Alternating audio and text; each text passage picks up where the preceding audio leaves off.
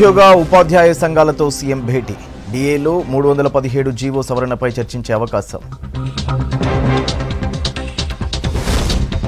రేపటి నుంచి యాదాద్రి బ్రహ్మోత్సవాలు హాజరు కానున్న సీఎం, మంత్రులు.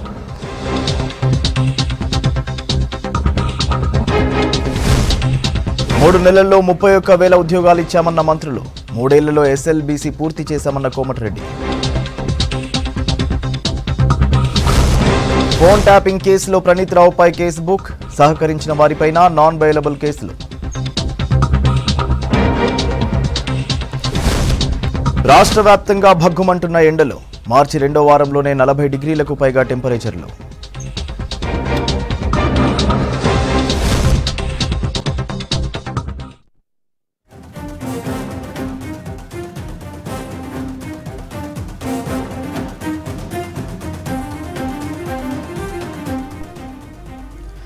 ఫోన్ ట్యాపింగ్ కేసులో సస్పెండ్ అయిన మాజీ డీఎస్పీ ప్రణీత్ రావుపై కేసు నమోదైంది. పంజాగుట్ట పిఎస్లో ఎస్ఐబీ అడిషనల్ డీఎస్పీ కంప్లైంట్తో ప్రణీత్ రావు సహా మరికొందరిపై నాన్ బెయిలబుల్ కేసులు నమోదయ్యాయి. అటు ప్రణీత్ రావుపై ఐపీసీ 420, 427, 201, 120B సెక్షన్లతో పాటు పీడీపీపీ యాక్ట్, ఐటీ యాక్ట్ కింద కేసులు నమోదు చేశారు. ఎస్ఐబీ ఆఫీస్లో హార్డ్ డిస్క్లతో పాటు కంప్యూటర్లను ప్రణీత్ రావు ధ్వంసం చేసినట్టు గుర్తించారు. ప్రత్యేకంగా 17 సిస్టమ్స్ ఏర్పాటు చేసుకుని సమాచారం సేకరించినట్లు గుర్తించిన దర్యాప్తు అధికారులు ఎలక్షన్ రిజల్ట్తో సేకరించిన సమాచారాన్ని హార్డ్ డిస్క్లోకి మార్చినట్లు తేల్చారు.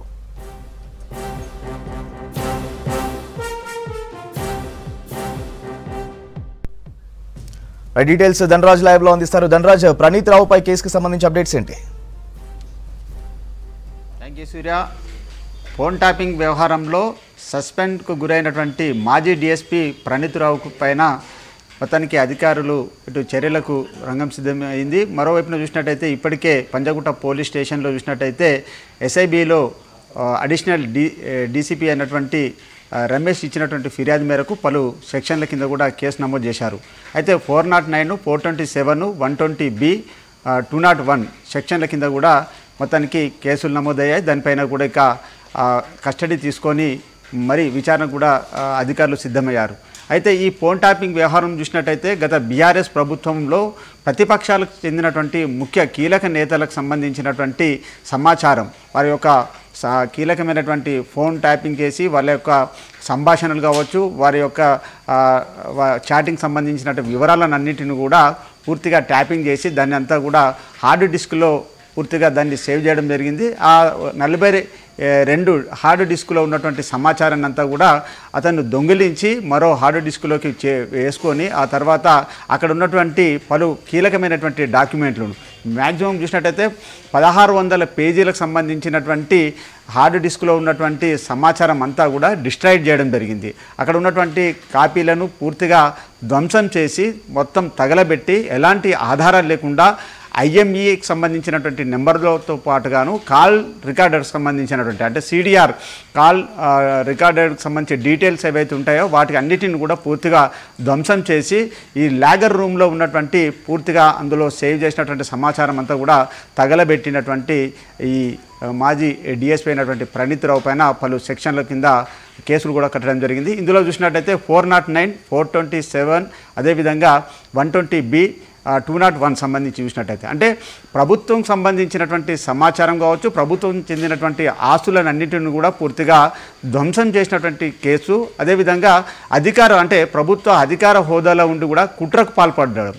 120B యాక్ట్ ప్రకారం చూసినట్టయితే ఈ ప్రభుత్వం సంబంధించినటువంటి వ్యవహారంలో మొత్తం సమాచారాన్ని అంతా కూడా గూఢాచార్యంగా ఇతరులకు వేసేటువంటి క్రమంలో 120B అనేది నేరపూరితమైనటువంటి కుట్రగా దీన్ని ఈ యాక్ట్ చెప్తుంది. అదేవిధంగా 409 చూసినట్టయితే ఒక పబ్లిక్ సర్వెంట్ అయి ఉండి కూడా పూర్తిగా అతని అధికారాన్ని దుర్వినియోగపరిచాడు. అదేవిధంగా 427 చూసినట్టయితే కావల్చుకొని ఇందులో ఉన్నటువంటి సమాచారాన్ని అంతా కూడా డిస్ట్రాయిడ్ చేయడము అనేది పబ్లిక్ సంబంధించినటువంటి ప్రాపర్టీని పూర్తిగా ధ్వంసం చేసినటువంటి కేసు. అదేవిధంగా పీడీపీపీకి సంబంధించినటువంటి అంటే పబ్లిక్ ప్రాపర్టీని పూర్తిగా డ్యామేజ్ చేసినటువంటి యాక్ట్ ప్రకారం కూడా ఇందులో కేసు కట్టడం జరిగింది. అంతేకాకుండా మరో టెలిగ్రాఫిక్ యాక్ట్ ప్రకారంగా చూసినట్టయితే కూడా మరో కేసు కూడా నమోదైంది.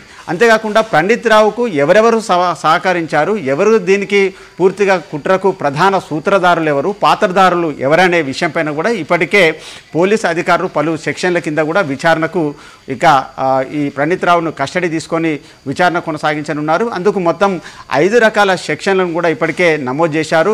అయితే పండిత్ రావు చూసినట్లయితే ప్రతిపక్షకు సంబంధించినటువంటి నేతల ఫోన్ ట్యాపింగ్ చేయడం, వారి యొక్క సమాచారాన్ని పూర్తిగా ఇతరులకు చేరవేయడంలో ఇందులో ప్రధానమైనటువంటి పాత్ర ఎవరు, అందులో ఉన్నటువంటి కుట్రదారులు ఎవరు, ఇతనికి సహకరించిన వారెవరు ఉన్నారనే విషయంపైన ఇప్పటికే దర్యాప్తు కొనసాగిస్తూ ఉన్నారు. ఈ క్రమంలో 5 సెక్షన్ల కింద కూడా టెలిగ్రాఫ్ యాక్ట్ ప్రకారంగా కూడా ఇందులో చూసినట్టయితే అతనికి ఒక 3 ఏళ్ల జైలు శిక్షతో పాటుగాను 2 కోట్ల రూపాయల జరిమానా కూడా ఉంటుందని ఇటు ఈ పలు యాక్టు చెప్తున్నటువంటి సిచ్యువేషన్ కనబడతా ఉంది. అయితే ఈ మాజీ డిఎస్పీగా ఉన్నటువంటి అంటే ఇప్పుడు ప్రస్తుతం ప్రణీత్ రావు మాజీ డిఎస్పీ, అతనికి ఎవరెవరు అంటే పూర్తి ఈ లాగర్లో ఉన్నటువంటి సమాచారాన్ని డిస్ట్రాక్ట్ చేయమని చెప్పింది ఎవరు, అదేవిధంగా ఈ ఫోన్ ట్యాపింగ్ చేయడంలో ఎవరి కుట్ర ఉంది, దీనికి సంబంధించినటువంటి లాగర్లో నిక్షిప్తమైనటువంటి సమాచారాన్ని ఎవరు పూర్తిగా ధ్వంసం చేయమని చెప్పారనే విషయంపైన కూడా అతన్ని కస్టడీకి తీసుకొని విచారణ కొనసాగించనున్నారు. మొత్తం మీద చూసినట్టయితే ఈ కాన్స్పిరెన్సీ చూసినట్టయితే ఇప్పటికే ప్రణీత్ రావుకు చాలా వరకు చూసినట్టయితే ఒక 6 నుంచి 7 ఏళ్ల శిక్ష వరకు కూడా పడే అవకాశం కనబడుతుందని ఇటు పలు సెక్షనబుల్కి సంబంధించినటువంటి కేసులు యాక్ట్ ప్రకారం చెప్తా ఉంది.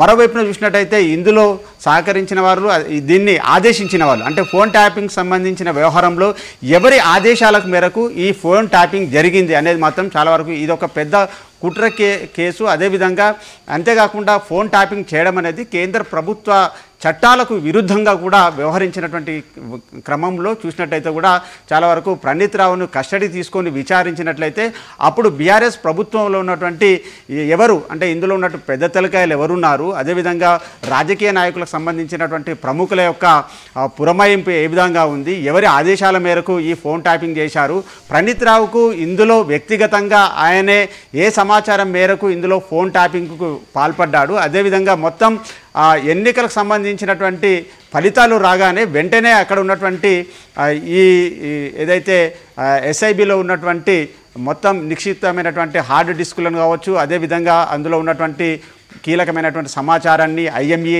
నెంబర్లను కావచ్చు, కాల్ రికార్డర్కి సంబంధించినటువంటి సిడిఆర్ అనాలిసిస్ సంబంధించినటువంటి మొత్తం ఎవిడెన్స్లను అన్నిటిని కూడా పూర్తిగా ధ్వంసం చేయడము, అక్కడ తగలబెట్టే వ్యవహారంలో ఎవరి ప్రమేయం తోటి మాత్రం ఇవన్నీ చేశారనే విషయంలో మొత్తానికి ఇప్పటికే 5 రకాల కేసులను కూడా నమోదు చేయడం జరిగింది. అయితే ఇందులో చూసినట్టయితే మొత్తం 5 రకాల కేసులతో పాటు అతన్ని కస్టడీకి తీసుకొని విచారించినట్టయితే మరికొంతమంది రాజకీయ నాయకులతో పాటుగాను అదేవిధంగా డిఎస్పీ ప్రణీత్ రావుకు సహకరించినటువంటి మరికొంతమంది డిపార్ట్మెంట్లో కీలకమైనటువంటి వ్యక్తుల పేర్లు కూడా వెలుగులోకి వచ్చే అవకాశాలు ఉన్నాయి. Surya. Right, thank you Dhanraj.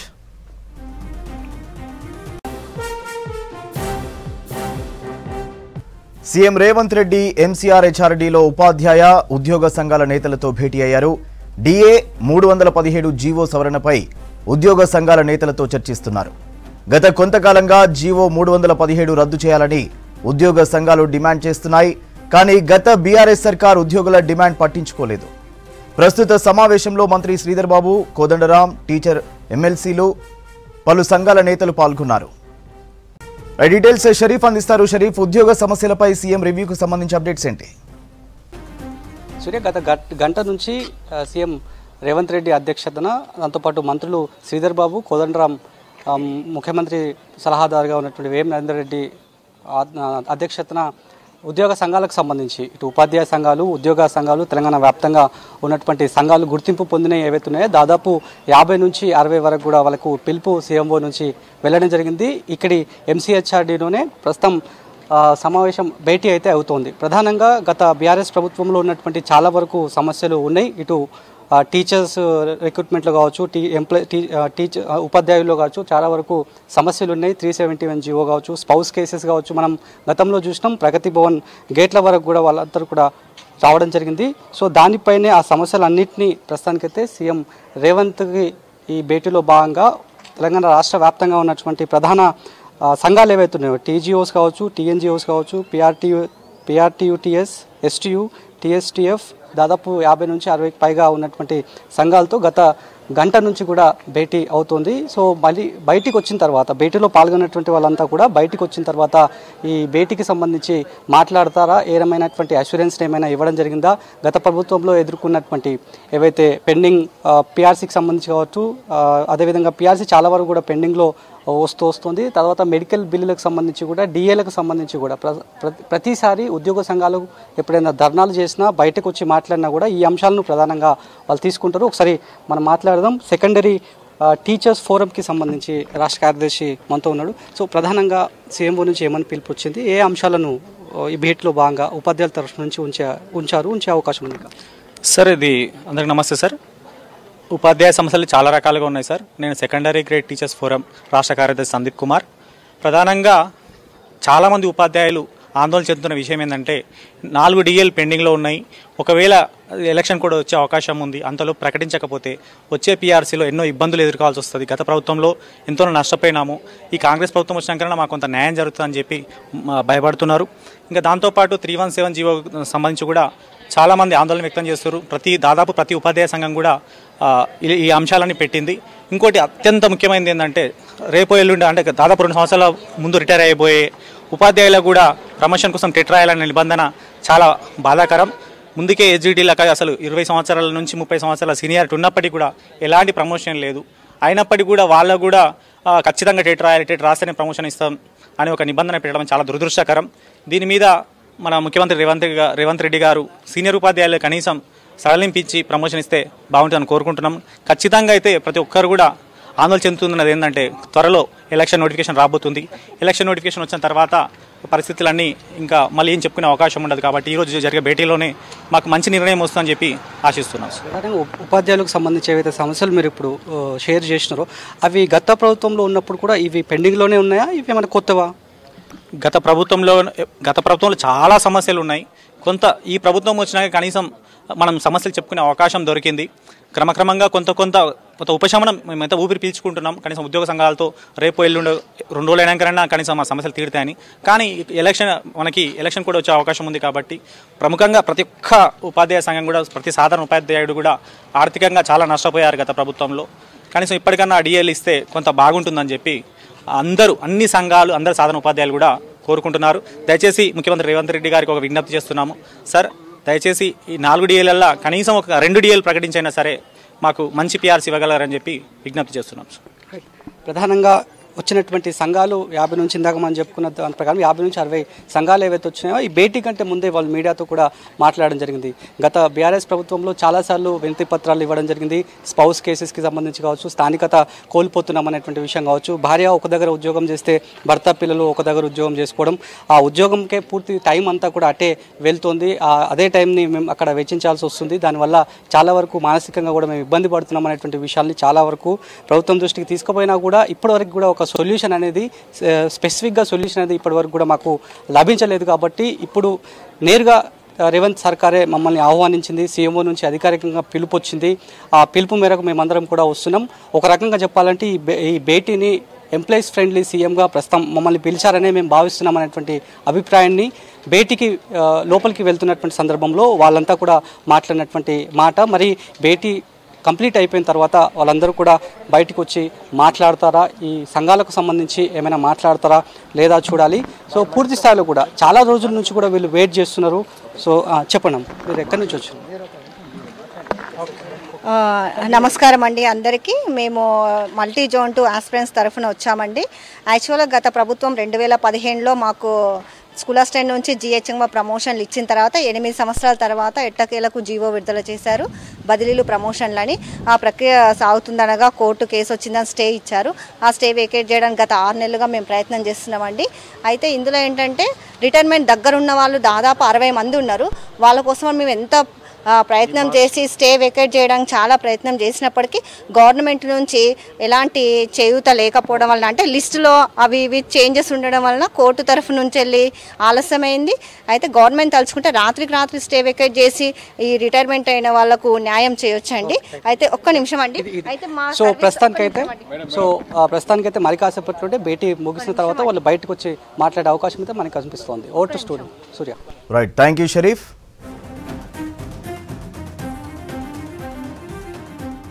బ్రహ్మోత్సవాలకు ముస్తాబయ్యాడు యాదాద్రి నారసింహుడు. రేపటి నుంచి ఈ నెల 21వ తేదీ వరకు బ్రహ్మోత్సవాలు ఘనంగా నిర్వహిస్తామన్నారు ఆలయ అధికారులు, అర్చకులు. రేపు స్వస్తి వచనంతో బ్రహ్మోత్సవాలు మొదలు కానున్నాయి. 13న స్వామివారి అలంకార సేవలు, 15న సంగీత సాహిత్య మహాసభలు, 17న ఎదుర్కోలు, 18న తిరుకల్యాణ మహోత్సవం నిర్వహించనున్నారు. ఈ నెల 19న దివ్య విమాన రథోత్సవం జరగనుంది. బ్రహ్మోత్సవాలకు 1,60,00,000 నిధులు కేటాయించామన్నారు ఆలయ అధికారులు.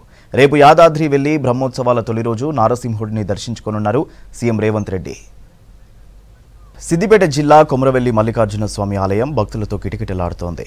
వరుస సెలవులు రావడంతో రాష్ట్ర నలుమూలల నుంచి భారీ సంఖ్యలో తరలివచ్చారు భక్తులు. దీంతో ఆలయ ప్రాంగణం మల్లన్న నామస్మరణతో మారుమోగుతుంది. స్వామివారికి అభిషేకాలు, అర్చనలతో ప్రత్యేక పూజలు నిర్వహించారు అర్చకులు. పట్నాలు, బోనాలు సమర్పించి మొక్కులు చెల్లించుకున్నారు భక్తులు. మహామండపంలో స్వామివారికి కళ్యాణం నిర్వహించి ఒడిబియ్యం పోసి ప్రత్యేక పూజలు చేశారు. స్వామివారి శీఘ్ర దర్శనానికి 2 గంటలు, ధర్మ దర్శనానికి 4 గంటల సమయం పడుతుంది. భక్తులకు ఎలాంటి ఇబ్బంది కలగకుండా అన్ని సౌకర్యాలు కల్పించారు ఆలయ అధికారులు.